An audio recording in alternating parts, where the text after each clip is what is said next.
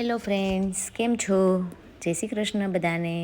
હું વિભૂતિ સાવલિયા પટેલ ત્યાં ખજૂર ડ્રાયફ્રૂટ્સ બોલની રેસીપી લઈને આવી છું. તો આપણે જોઈએ આ બધા અલગ અલગ મેં ડ્રાયફ્રૂટ્સ કટ કર્યા છે. આ છે પમ્પકિન, સનફ્લાવર સીડ્સ અને વોટરમેલન સીડ્સ. અને અહીં મેં 1 કિલો જે પોચો ખજૂર આવે છે, જે ખજૂર પાક બનાવવાનો, એ ખજૂર લીધો છે. એમાંથી મેં ઠળિયા કાઢીને તૈયાર કરી દીધો છે.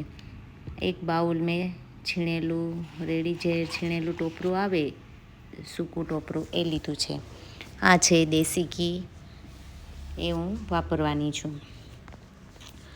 તો ત્યારે આપણે ખજૂર ડ્રાયફ્રૂટ્સ બોલ કેવી રીતે બનાવવા, એના માટે હું અહીં રેસીપી શેર કરું છું તમારી સાથે. તો સૌ પ્રથમ પહેલાં આપણે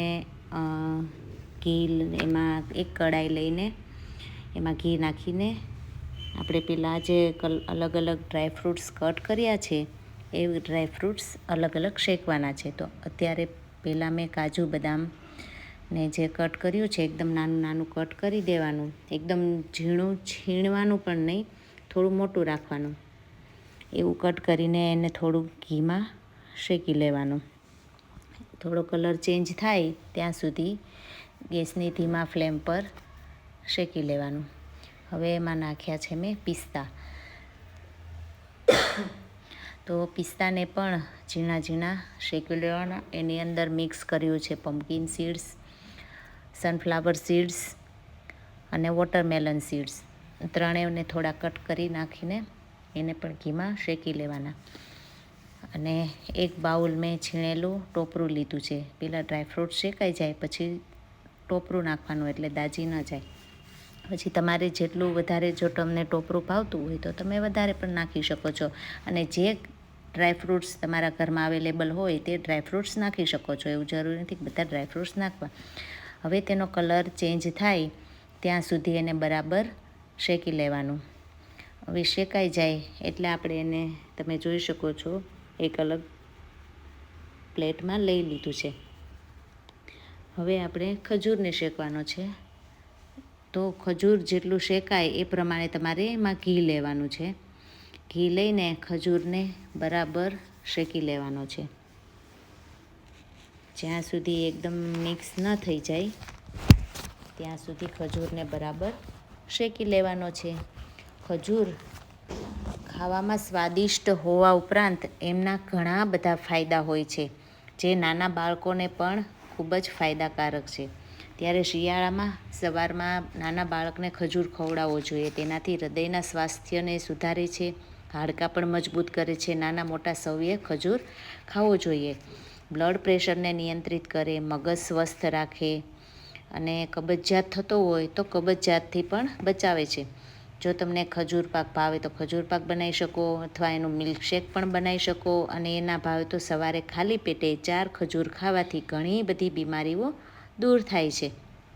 ખજૂરમાં copper, fibre, manganese, potassium, magnesium, vitamin B6 ભરપૂર માત્રામાં હોય છે. એ તમારા મગજને પણ સ્વસ્થ રાખે છે. હવે આપણે ખજૂર શેકાઈ ગયો છે, તમે જોઈ શકો છો. બરાબર શેકાઈ જાય ખજૂર પછી તેમાં ધીમે ધીમે બધા ડ્રાયફ્રૂટ્સ, જે સૂકું ટોપરું, બધું મિક્સ કરી દેવાનું. તમને જે પ્રમાણે જેટલા વધારે ડ્રાયફ્રૂટ્સ ભાવતા હોય એ પ્રમાણે તમે એમાં એડ કરી શકો છો. જો તમને વધારે ડ્રાયફ્રૂટ્સ ભાવે તો વધારે નાખી શકો છો, ઓછા ડ્રાયફ્રૂટ્સ ભાવે તો એ પ્રમાણે નાખી શકો છો. હવે એ બધું નાખીને બરાબર મિક્સ કરી દેવાનું. તમે જોઈ શકો છો. ને ગેસની ફ્લેમ એકદમ ધીમી રાખવાની, એટલે એનાથી દાજી ન જાય. થઈ જાય એટલે તમે હવે નીચે ઉતારીને તમે બરાબર હલાવી શકો છો. એકદમ બરાબર બધું મિક્સ થઈ જાય પછી તમારે જે શેપમાં તેને કરવું હોય એ શેપ તમે કરી શકો છો. તમે નાના નાના બોલ્સ પણ વાળી શકો છો. એમની પેનકેક જેવું તમે બનાવી શકો છો. રાઉન્ડ શેપમાં, કોઈ પણ શેપમાં તમે એમને પીસ પાડી શકો છો.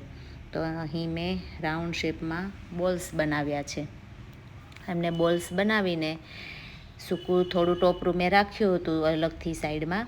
એ સૂકું ટોપરું એમાં થોડું મિક્સ કરી દેવાનું બોલમાં, એટલે બહુ ગળ્યું ના લાગે. ને આમાં ગોળ કે એવું કશું નાખવાની જરૂર નથી. તમારે એમાં મધ નાખવું હોય તો મધ નાખીને પણ તમે મિક્સ કરી શકો છો. પણ જો કે ખજૂર જ એટલો ગળ્યો હોય છે તો એ બધું નાખવાની કંઈ જરૂર જ નહીં પડે.